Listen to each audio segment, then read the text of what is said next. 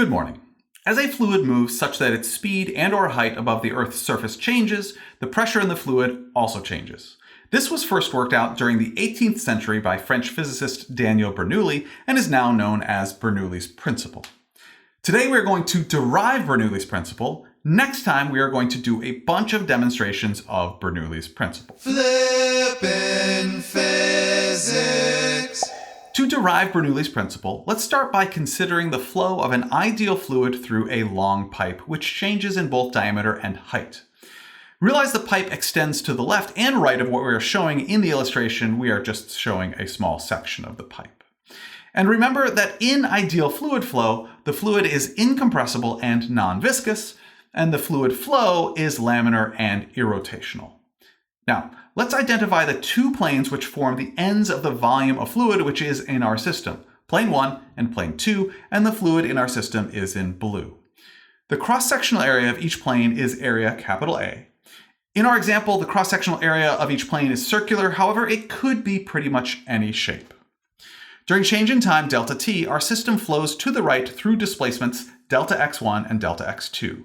Notice, because the cross-sectional area of plane 2 is less than the cross-sectional area of plane 1, the average speed of the fluid flowing through the pipe, lowercase v, is larger where the cross-sectional area is smaller. Speed 2 is larger than speed 1. And the displacement of our system, Δx, is also larger where the cross-sectional area of the plane is smaller. This is because the volumetric flow rate of ideal fluid flow through enclosed containers is constant. Cross-sectional area at plane 1 times the speed of the fluid through plane 1 equals the cross-sectional area at plane 2 times the speed of the fluid through plane 2. Realize the pipe is completely full of fluid, however, our system is this specific volume of fluid, and because the fluid is flowing to the right, our system moves to the right. The fluid outside of our volume of fluid pushes in on our volume of fluid. This causes pressure on both planes of fluid. There is a pressure on plane 1 caused by the fluid to the left of plane 1. Therefore, the force from the pressure on plane 1 is to the right. There is a pressure on plane 2 caused by the fluid to the right of plane 2. Therefore, the force from the pressure on plane 2 is to the left. And lastly, we need to identify the heights of the center of each of these cross-sectional areas. To do that, we need to identify a horizontal zero line. And now you can see we have identified y, the vertical height to the center of each cross-sectional area above the horizontal zero line. Any questions so far? No. Perfect. Let's keep going. We have already defined our system, the volume of fluid in blue, which moves to the right, and we have defined our horizontal zero line. However, we do need to specifically identify the initial and final configurations of the system. The initial configuration of the system is when the volume of the fluid is all the way to the left in our illustration. And the final configuration of the system is after a change in time delta t, after the volume of fluid has flowed all the way to the right in our illustration. In order to derive Bernoulli's principle, let's use the network equals change in kinetic energy theorem. All right. I've talked a lot. There are three forces doing work on the system. Why don't you each identify one of them? Absolutely. Okay, sure. Well, there is the pressure from the fluid located to the left of plane 1 pushing to the right on plane 1. That is a force pushing the volume of fluid through a displacement, so there must be work done by that force to move the fluid through displacement 1. Let's call it work 1. Then there must be work done on plane 2, the pressure from fluid located to the right of plane 2 pushing to the left on plane 2 as plane 2 moves through displacement 2. So that's work 2. There is another one? The force of gravity? Oh, yeah. The force of gravity does work on the volume of fluid as it moves to the right, because the volume of fluid changes its vertical height above the zero line. Let's call that the work done by the force of gravity. Well done. We can plug those into our equation to get work 1 plus work 2 plus work done by the force of gravity equals kinetic energy final minus kinetic energy initial. All right. Could you all please each figure out the equation for the work you just identified? Certainly. Work equals force times displacement times the cosine of the angle between the directions of those two vectors. So work done on plane 1 equals force 1 times displacement 1 times the cosine of, well, force 1 is to the right and the displacement of plane 1 is to the right. So the angle between those two directions is 0 degrees. The cosine of 0 degrees is 1. And pressure equals force perpendicular divided by area. So force perpendicular equals pressure times area. Because force 1, the force caused by the pressure of the fluid pushing to the right on plane 1, because force 1 is perpendicular to plane 1, we know force 1 equals pressure 1 times cross-sectional area 1. So work 1 equals pressure 1 times cross-sectional area 1 times displacement 1. That means work 2 equals force 2 times displacement 2 times the cosine of 180 degrees, because force 2 pushes to the left on plane 2 as plane 2 moves to the right, and the cosine of 180 degrees is -1. So work 2 equals the negative of pressure 2 times area 2 times displacement 2. And the work done by the force of gravity, I have no idea.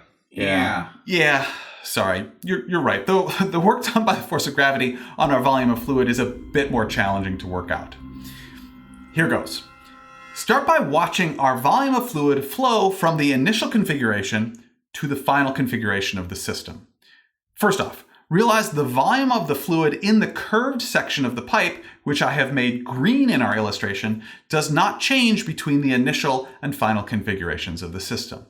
Again, you can see that when we look at the volume of fluid in blue flowing to the right, the volume of the fluid in the curved section of the pipe does not change its vertical height above the horizontal zero line.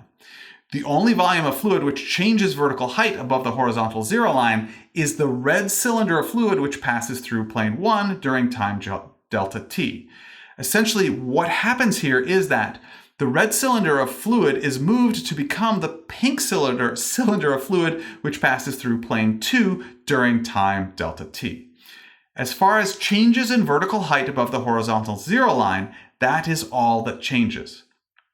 Again, as far as work done by the force of gravity is concerned, the change in the volume of fluid in our system from the initial to final conditions is that the red cylinder of fluid which passes through plane 1 during change in time delta t is lifted up and moved to become the pink cylinder of fluid which passes through plane 2 during change in time delta t. I don't get it. That red volume of fluid does not become the pink volume of fluid. I mean, it never flows all the way over there, right? Sure, the red cylinder of fluid is not moved to become the pink cylinder of fluid, but it is as if we move it to represent the difference between the initial and final states.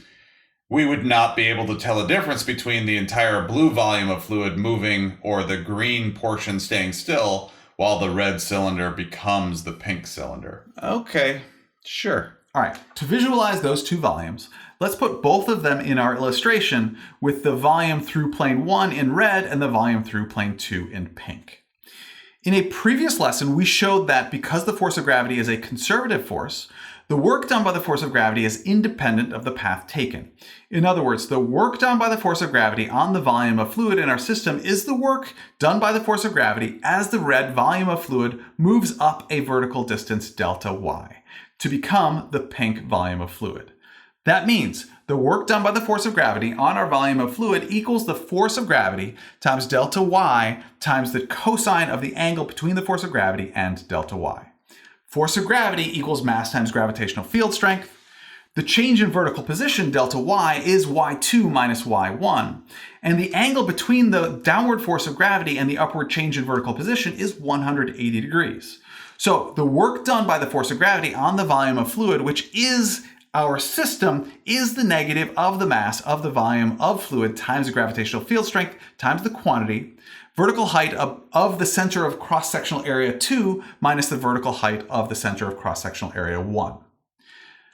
And we could substitute all three of those equations for work into our net work equals change in kinetic energy equation and multiply through by the negative ones.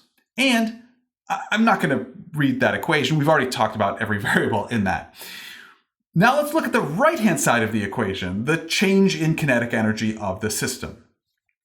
Realize the mass of the fluid in the middle curved section of the pipe, again in green, does not change its kinetic energy because its mass and velocity are the same in the initial and final configurations of the system. In other words, the final kinetic energy of the system is the kinetic energy of the mass of the fluid in pink, which passes through plane 2, or 1/2 mass 2 times speed 2 squared. And the initial kinetic energy of the system is the kinetic energy of the mass of the fluid in red, which passes through plane 1, or 1/2 mass 1 times speed 1 squared. And we can substitute those two equations into our network equals change in kinetic energy equation and rearrange it to put all the 1's on the left-hand side and the 2's on the right-hand side of the equation. And we know volumetric mass density equals mass divided by volume, so mass equals density times volume. And the volume of a pipe equals the cross-sectional area times the height, or in our illustration, delta x. That means the mass of each of our volumes of fluid equals fluid density times cross-sectional area times displacement delta x. And we can substitute that in for mass into our equation. And Bo, please read that whole equation just to make sure we understand everything in there. Sure. Pressure on plane 1 times cross-sectional area 1 times the displacement of the fluid flowing through plane 1 during change in time delta t, plus 1/2 times the density of the fluid times cross-sectional area 1 times the displacement of the fluid flowing through plane 1 during change in time delta 1 times the speed through plane 1 squared, plus the density of the fluid times cross-sectional area 1 times the displacement of the fluid flowing through plane 1 during change in time delta t times gravitational field strength times the vertical height of the center of cross-sectional area 1 above the horizontal zero line equals everything I just said, but with a 2 subscript instead of a 1. Thank you, Bo. Now recall that average velocity equals displacement over change in time. That means that if we divide that entire equation by change in time, we can replace each of those displacements with average velocities. Also recall the continuity equation of ideal fluid flow. The volumetric flow rate remains constant during ideal fluid flow through an enclosed pipe. Cross-sectional area 1 times speed 1 equals cross-sectional area 2 times speed 2. And everybody brought volumetric flow rate to the party. What? The cross-sectional area times speed, or volumetric flow rate, remains constant. It does not matter if the subscripts are 1 or 2. The volumetric flow rate is the same throughout, so everybody brought it to the party. Okay. Sure. Everybody brought volumetric flow rate to the party.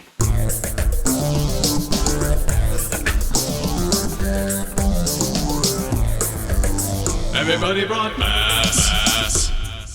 And we get pressure on plane 1 plus 1/2 times fluid density times speed 1 squared plus fluid density times gravitational field strength times the vertical height of the center of cross-sectional area 1 above the horizontal zero line equals all of those with a 2 instead of a 1. Or all of those without subscripts equals a constant value. And that is Bernoulli's principle. The relationship between pressure, speed, and height in a fluid. Actually, technically, this equation is called Bernoulli's equation, and the relationship between fluid speed and fluid pressure is called Bernoulli's principle. All right, notice that the following variables all do not appear in Bernoulli's equation: cross-sectional area, change in time, and displacement. In other words, Bernoulli's equation refers to specific points in the pipe, not the whole cross-sectional area, not over a change in time, and not after the fluid has flowed through a displacement. All of those dropped out of the equation. That means, just like when we work with mechanical energy, we need to identify specific points 1 and 2 and the horizontal zero line. And realize Bernoulli's equation is truly only valid along a streamline. When we solve problems involving Bernoulli's equation in this class, we really are only going to consider points which are in the center of the pipe and therefore along a streamline. However, it is still important to recognize. All right. Next time, we will do a bunch of demonstrations showing Bernoulli's principle in action. Thank you very much for learning with me today. I enjoyed learning with you.